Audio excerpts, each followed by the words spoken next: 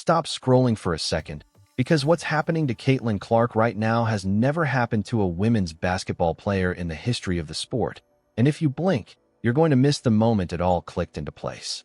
A $28 million shoe deal, a $3 billion league-wide media contract, a jersey that reportedly outsold the Dallas Cowboys, a 15-year-old who waited 40 minutes with her shoe in her hand just to get it signed, a fan who drove 23 hours from Canada, Charles Barkley going off on live television defending her, Vanessa Bryant writing her a personal letter. This is not hype. This is not a headline that fades in a week.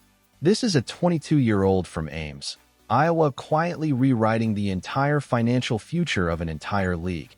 And today we're going through every single piece of it. The shoes, the money, the backlash, the business, and the bigger picture nobody's talking about enough. Get comfortable, because this one's going deep.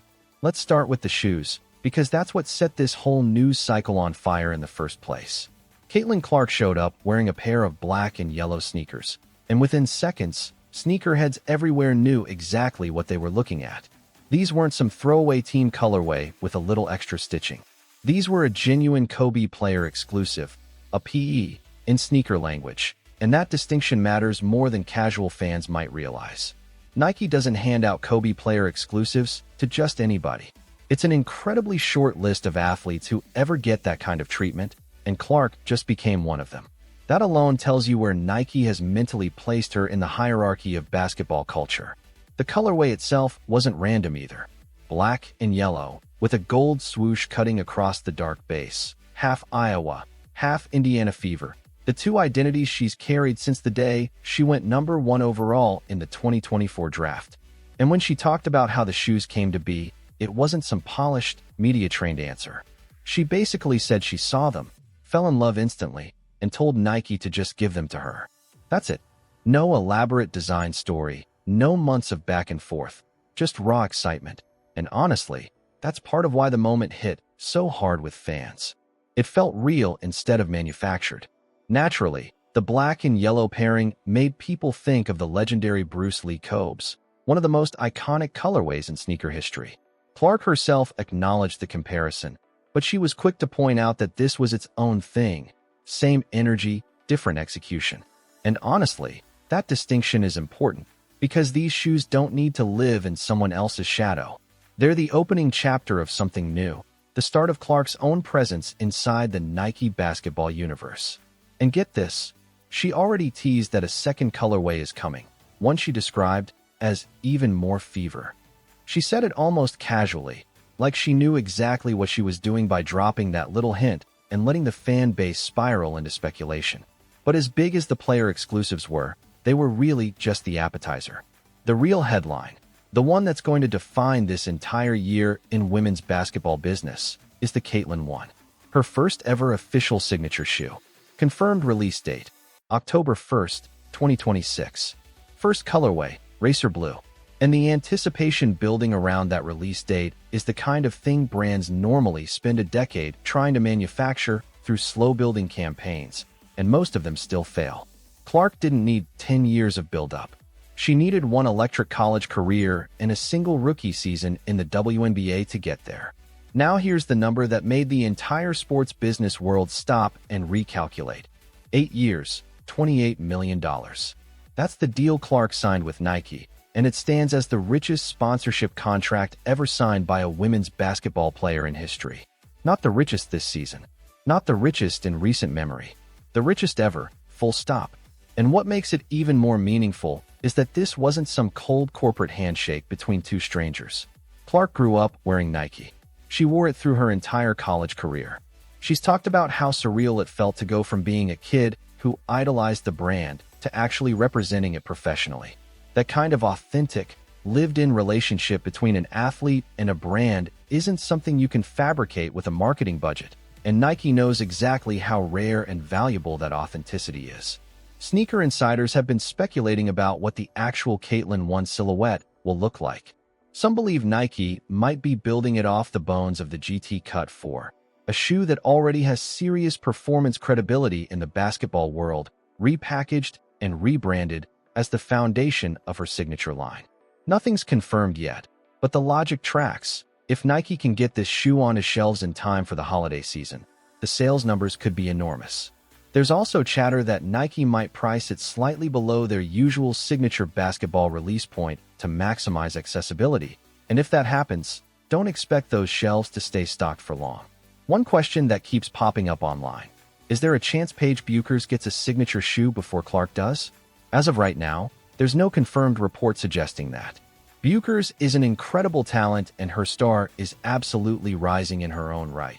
But in terms of the actual signature shoe race, Clark is already ahead, and October 1st is circled in permanent marker as her moment. Here's a detail sneaker culture picked up on that's genuinely fascinating once you notice it. Sabrina Ionescu's signature shoe, the Sabrina 2, draws heavy visual comparisons to the Kobe 5, different materials, updated tech, but the underlying DNA is unmistakably there once you know what you're looking at. And when fans put that side by side with the Kobe player exclusives Clark received, a pointed question started circulating. Could Nike have folded Clark into an existing signature line instead of building a brand new one from scratch, given how connected she already is to the Kobe legacy? It's an interesting hypothetical, but here's the thing that matters more. Clark getting her own dedicated signature line is actually the bigger, more powerful move. The Caitlin one isn't borrowing anyone else's identity. It's building an entirely new one from the ground up. The Kobe player exclusives showed her connection to that legacy is being respected and honored, without her being defined or boxed in by it. She gets to be her own chapter in Nike's history books, and that opportunity is rarer than people realize. Now let's talk about what all of this has translated into on the retail side, because the shoe conversation is really just one piece of a much bigger commercial explosion happening around her. Her Indiana Fever jersey, sold through Fanatics, sold out completely. Every single size, gone.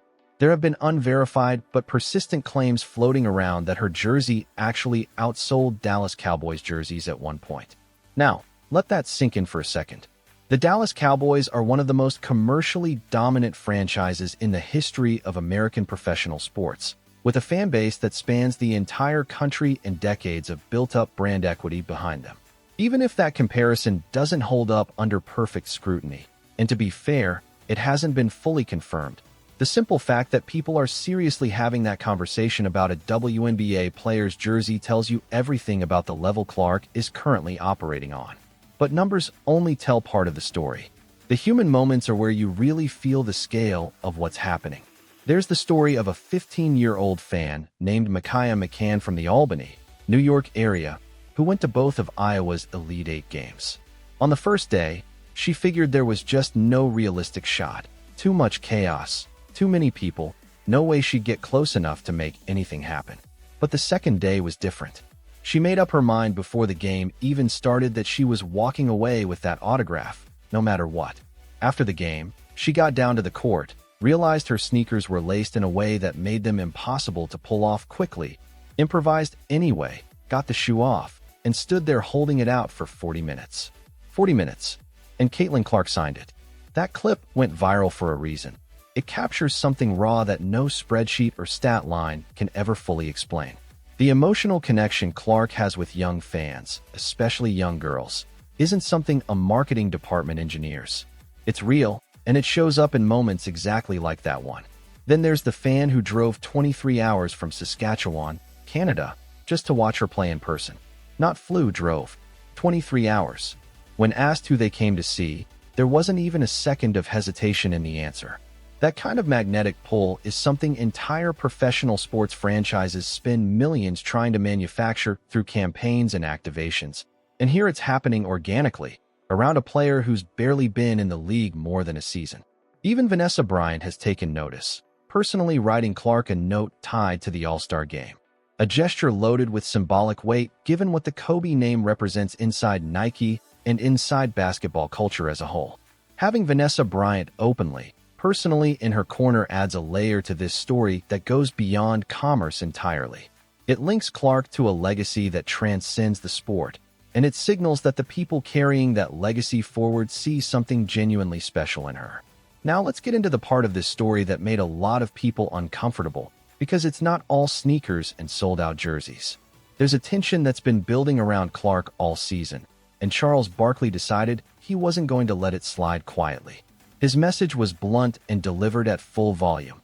Players around the league should be thanking her, not treating her with hostility. He pointed out that she's the reason charter flights became standard, the reason more money is flowing into the league, the reason cameras and brands and media outlets are suddenly paying attention to games that a couple of years ago would barely have made a highlight reel footnote. He used the word petty over and over, deliberately, and a lot of people agreed with him. Here's the reality underneath that rant. Clark has absorbed a noticeable amount of physical aggression on the court. Hard fouls, targeted plays, moments that analysts and fans alike have flagged and questioned. Off the court, there have been subtle digs, dismissive comments, and social media moments that made it pretty clear not everyone inside the league was thrilled about what she was bringing to it. Barkley looked at all of that and called it exactly what it was. One particular on-court incident involving Kennedy Carter became a flashpoint, and the online reaction to it was split right down the middle, but Barkley's underlying point never wavered. When someone is expanding your platform, raising your income, and improving the conditions of your professional career, responding to that with hostility is something worth examining honestly, because it's counterproductive and it doesn't serve anyone in the long run. What made Barkley's comments land the way they did is that they weren't really just about Clark specifically. They tapped into a broader, uncomfortable dynamic in professional sports that doesn't get talked about openly very often. When a new talent shows up and immediately shifts the entire commercial center of gravity around them, some of the people already established inside that structure feel threatened instead of lifted up. It's a very human reaction, but when you actually look at the economics, it doesn't hold up. The money Clark is pulling into the WNBA isn't coming at anyone else's expense. It's creating an entirely new pool of revenue and attention that didn't exist before. More eyes on the WNBA because of her means more eyes on every single player in the league, not fewer. Even LeBron James weighed in indirectly, pointing out that Clark draws extra intensity from opponents specifically because of the pedestal she's been placed on. He acknowledged that playing against her means teams bring something extra, more focus, more physicality, more edge, and that's simply the price that comes with being the most talked about player in your league. But there's a meaningful difference between competitive fire that comes from genuine respect for someone's talent and aggression that feels like it's trying to make a point rather than win a basketball game. That distinction is exactly what more people around the sport have started calling out publicly. Now let's zoom all the way out, because this is where the story becomes genuinely historic. Beyond the shoes, beyond the viral jersey numbers, there's a financial transformation happening inside the entire league, and Clark sits right at the center of it. The WNBA just finalized an 11-year media rights deal worth $2.2 billion, with the potential to climb as high as $3 billion as more rights packages get finalized and sold off. Let that number actually sink in. $3 billion. And this new deal is expected to be roughly 6 times more lucrative than the league's previous broadcast arrangement. 6 times. That's not gradual, incremental growth. That's a full structural shift in how the entire sports media industry values women's basketball as a product. The names attached to this deal are massive. ESPN, NBC, and Amazon are all part of the new broadcast picture. That means more games across more platforms, sharper production quality, wider national distribution, and the kind of primetime visibility that fundamentally changes how a league gets perceived culturally. When the NBA was building its identity back in the 1980s, television was the exact engine that took it from a niche regional product into a global phenomenon. The WNBA is now getting access to that same kind of platform firepower, and the timing of it lining up with Clark's arrival is not a coincidence anyone is trying to hide. Clark's individual pull on television numbers is well documented at this point. The 2023 NCAA championship game, where she starred for Iowa, pulled in 9.9 million viewers, a genuinely historic number for a women's college basketball broadcast. That single data point told every network executive and every media rights buyer paying attention something important. There is a real, massive audience for women's basketball when the right player is at the center of the story. The Wall Street Journal, a publication that isn't exactly known for handing out basketball hyperbole, described her as the biggest draw in television ratings, and that wasn't a throwaway compliment. It was a data-backed assessment. During her final college season, the effect became undeniable. Arenas that used to run at comfortable, unremarkable attendance levels suddenly couldn't keep up with demand. Families showed up. Young girls showed up in droves. People who had genuinely never watched a single WNBA game in their lives started tuning in because they wanted to see what she was doing on a basketball court. The old, tired claim that women's basketball simply doesn't have a fan base became impossible to say with a straight face. Now hold that context next to this next number, because it's genuinely jaw-dropping. Caitlin Clark's rookie salary sat at roughly $77,000 a year. That's the figure produced by the league's collective bargaining agreement for the #1 overall pick. $77,000. Meanwhile, economic analysts were estimating that her mere presence in the league could be generating an additional $50 million a year in media rights value alone. The gap between what she was actually earning and what she was actually producing for the league's bottom line wasn't just noticeable. It was staggering enough to make sports economists stop and run the numbers twice. The new media rights deal starts changing that math going forward. Salaries across the league are expected to rise substantially, with maximum contracts potentially climbing toward $500,000 as the league's overall revenue base expands. The salary cap itself is projected to roughly double, giving teams far more flexibility to build competitive rosters, retain star talent, and invest in the kind of organizational infrastructure that attracts players at every level of the league. None of that expansion happens without the commercial foundation currently being built, and that foundation has Clark's fingerprints all over every layer of it. Step back and look at the full shape of what's actually happening here. This isn't just viral clips, sold-out jerseys, and sneaker hype cycles stacked on top of each other. This is an 11-year, multi-billion-dollar commitment from the most powerful names in sports media. This is a league sitting right on the edge of a transformation that's going to define the next generation of women's professional basketball, and a meaningful part of why that's happening traces back to one player from Ames, Iowa, who decided to start shooting from ranges nobody else was willing to try. Nike is sitting on something genuinely rare right now, and the entire sports business world is watching closely to see exactly how they handle it.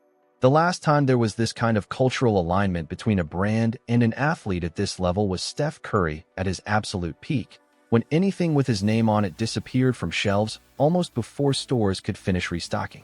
The parallels are hard to ignore. The understated, humble personality masking an intensely competitive edge, a shooting range that makes crowds physically react, and a crossover appeal that pulls in fans who normally wouldn't be watching at all. Clark has acknowledged the Curry comparisons herself, graciously calling herself the female version of Steph. But there's a real, growing argument that eventually that comparison starts running in the opposite direction. Nike's risk here was never in the decision to sign her. That call was clearly correct from day one. The real risk sits entirely in the execution, getting the Caitlin one out on schedule, at a price point that maximizes accessibility without cheapening the premium identity her brand deserves, in colorways that genuinely reflect who she is. Those are the details that will decide whether this becomes the biggest sneaker story in women's sports history, or a missed opportunity people end up dissecting in hindsight. Nike is already under real financial pressure across the business, which means they need this launch to land. And the good news for them is that demand isn't the problem here. Consumers are more than ready. The only open question is whether the supply chain and marketing execution can actually rise to meet the moment. The Paige Buecher's conversation will inevitably come back around too. She's the next name that's going to dominate signature shoe speculation, and her talent absolutely earns that conversation. But right now, today, Clark's shoe is the one with a confirmed release date, a confirmed colorway, and Nike's full commercial machine behind it. When October 1st arrives, and that racer blue Caitlin one finally drops, the market reaction is going to say a lot about exactly where women's basketball stands commercially in 2026.